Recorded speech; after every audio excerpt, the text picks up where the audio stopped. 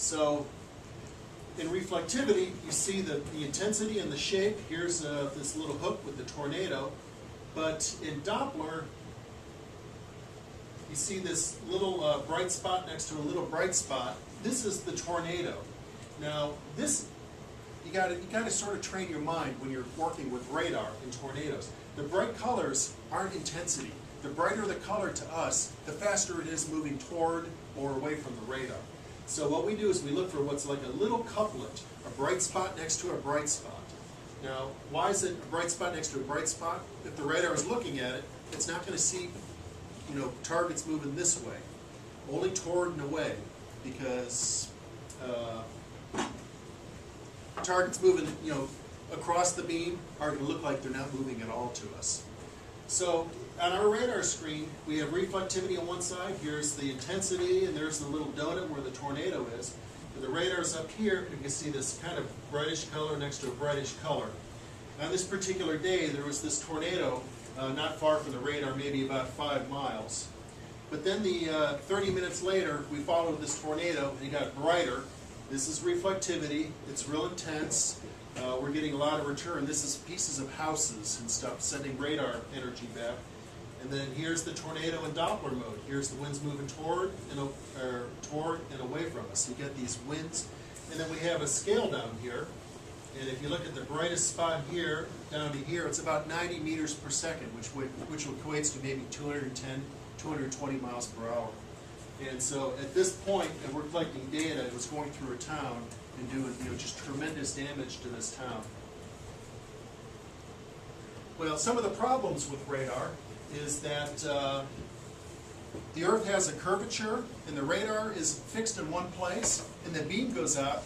Well, the beam goes out, but the Earth curves underneath, and so the storms, the further out the storm is, you're looking higher up in the storm. And that's not where the tornado is. And then another problem is what we call azimuth resolution issues. If you have a storm here and a storm here, and radar is a lot like a flashlight beam. When it's in close, it's very sharp and precise, and then the further away you get, the wider it gets. It gets wider and wider and more diffuse. So imagine if you have a little storm and a little storm, and the radar beam goes around, it's going to hit that and get energy return. Then it's in between them, and it gets nothing back. Then it hits that, and energy's returned. So on a radar scope, that's going to show up as two separate storms or targets. But imagine the same two targets if they're maybe 80 miles from the radar. Look, the beam's going to go across, it's going to hit that and get reflected energy, and then it's going to hit that one and get reflected energy, but it's still getting it from the first one. Well, you look on the radar scope, that's going to look like one big blob. It's just going to look like one big target, where in essence it's two. So what we want to do is, you can't get storms to go close to the National Weather Service radar. You got to get in really close. So Dr. Warman from the University of Oklahoma decided, let's put these on trucks. A lot of scientists said, you can't do that. Computers will crash and so forth. But he was very successful at doing it. And we were able to take the radar to the storm to get really low to the ground, high resolution data of these tornadoes. This is our latest truck we built this year. It's the number 7th truck that we had built. And as you can imagine, you can't go down to the Ford garage to have one of these. You can't order one of these trucks. We have a facility. It's a hangar at the airport in Boulder, Colorado. And this is where we build and maintain the radar trucks. And the radar trucks take a lot of work to build. I built one this year and the year before. And you go out and it's just initially a lot of dirty work, cutting metal, fabricating, welding, drilling, because you have these shells and you got to put all this equipment in it. So miles and miles of all kinds of freaky cable that do all kinds of interesting things. And you cram all this into the radar truck and you turn it on and hope it works. So this is what a radar unit looks like. There's a big box down here, that's the transmitter, and then there's a receiver, so it transmits the radar beam out and then receives it. The front of the cab has a lot of monitors and equipment to help guide us to the storm and to help keep us safe. In the back of the truck, we have two people. That's Dr. Warman here, who designed the trucks and the program. And in the back is Dr. Kosiba. She runs the radar in this truck. And then Dr. Warman takes that information and coordinates it with all these other scientific vehicles. So he's kind of running the show out there for this big scientific experiment. Last year and then this coming year, we have a project called Vortex, which I'll cover momentarily. But we also have these other vehicles with little weather stations on them. And in the back they have these instrumented pods that we could put out along in the path of the tornado, so we could get ground truth information. They collect all kinds of weather information. There's an anemometer up there, so we can collect wind direction and speed, temperature, relative humidity sensor, and they have pressure sensors. So the idea is to tornadoes crossing here, dump, drive ahead, dump, and get out of the way.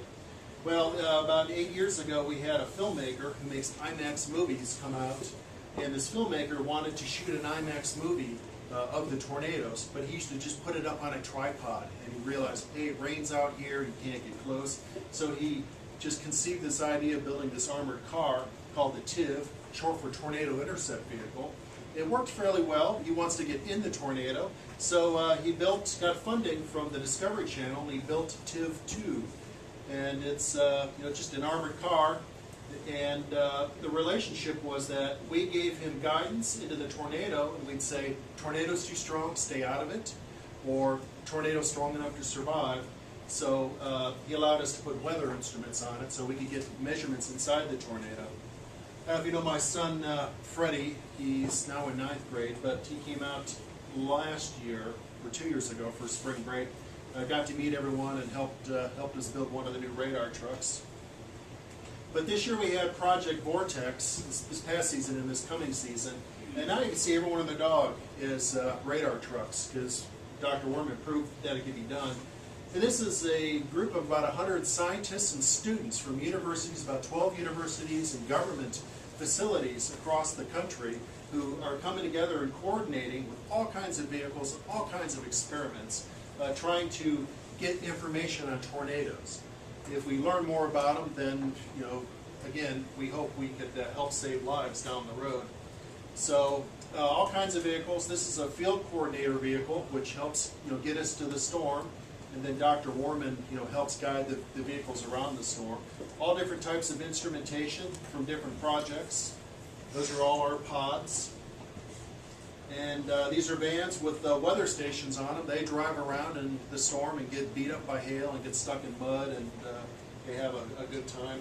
Then this past spring, here's a radar image of a storm, and all these vehicles are sending us data back, location data, so we know exactly where these vehicles are.